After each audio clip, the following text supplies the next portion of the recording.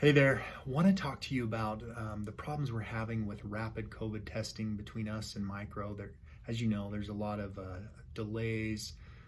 It's hurting our flow, and we're going to make this a big focus to try to improve this. So we made a visit down to Micro today. We walked through their whole process. We talked with multiple of their techs, and we brainstormed some ideas. And there's definitely some communication issues, not only between us and them, but internally with their team. And we think we have a simple solution that if we're really consistent, it should help. So what we're asking you to do is if you have a rapid, we definitely have to call Micro, and you have to call Micro directly. You can't call processing. So you got to use that 4236 number, call Micro directly. Once you've talked to them, we want you to document in the tracking board comments something like Micro called at, put a time in there, and then the name of the tech. And that's helpful for them because they have multiple techs, and then they can know which tech is working on that sample.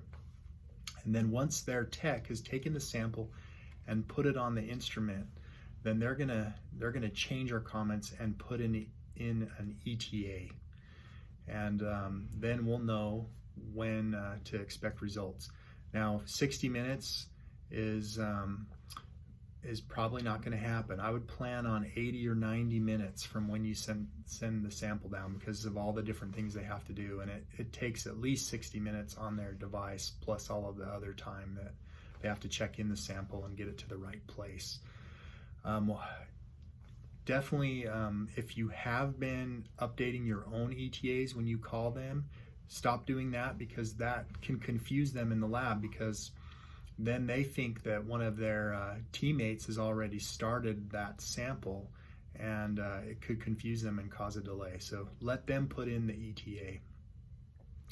If you don't see the ETA, then I think that's a good reason to call down and say, hey, I don't see the ETA. Are you guys really running that as a sample, as a rapid sample? So use that as kind of your prompt that they know that it's a rapid and that they've started it.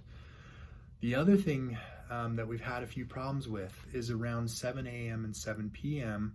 the courier takes all of the samples that they get from the hospital and from the outpatient testing site, and they drive those up to Salt Lake. So if you send down a sample around 7 a.m., 7 p.m., or even 6 to 7, make sure you talk with the provider and see if there's any likelihood that there's any likelihood that it's going to be a rapid sample. Because if it is, you're going to definitely want to get in touch with Micro, say, I sent this down, please pull it out of the courier batch.